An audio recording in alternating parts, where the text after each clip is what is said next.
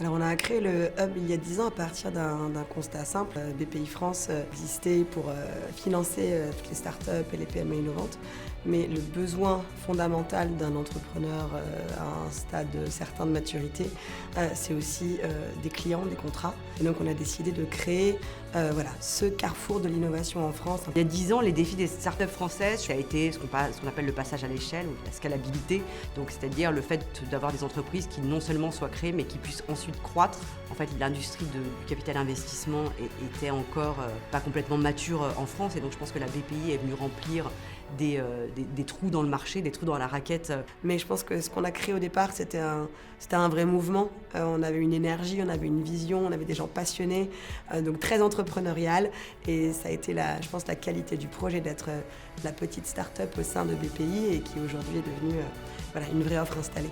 Ce qui s'est cristallisé en 2012-2013, c'est vraiment l'éclosion d'un sentiment d'appartenance et de fierté d'appartenir à un collectif. L'optimisme et la volonté, le volontarisme qui sont les valeurs de BPI France, elles sont parfaitement incarnées au Hub. Et je pense qu'aujourd'hui, finalement, quand on voit le succès d'entreprises comme Mistral, comme Gameface, etc., c'est la continuité de ce qu'on a planté à ce moment-là.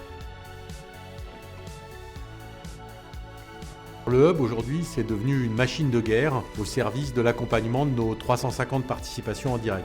On est convaincu chez BPI France que financer, c'est bien, mais au fond, accompagner les entreprises, c'est tout aussi important. Et c'est d'ailleurs ce qui a prévalu au développement de toute l'activité de conseil. Notre pays a besoin des entrepreneurs, en particulier des entrepreneurs de la tech. On est face à des enjeux de plus en plus importants dans nos sociétés, climatiques, sociales, sociétales. On a besoin des entrepreneurs pour apporter des solutions, mais on a aussi besoin des entrepreneurs pour créer de la valeur, pour que la France préserve sa place, que l'Europe grandisse dans cet univers et dans ce monde un peu chahuté.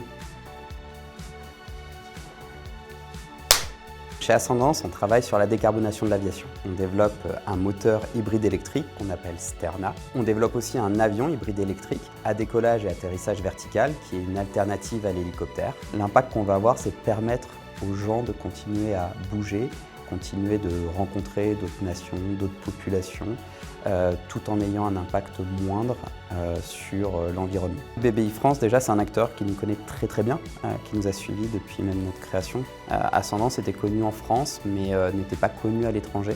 Et donc le Hub nous a permis de développer la marque à l'international.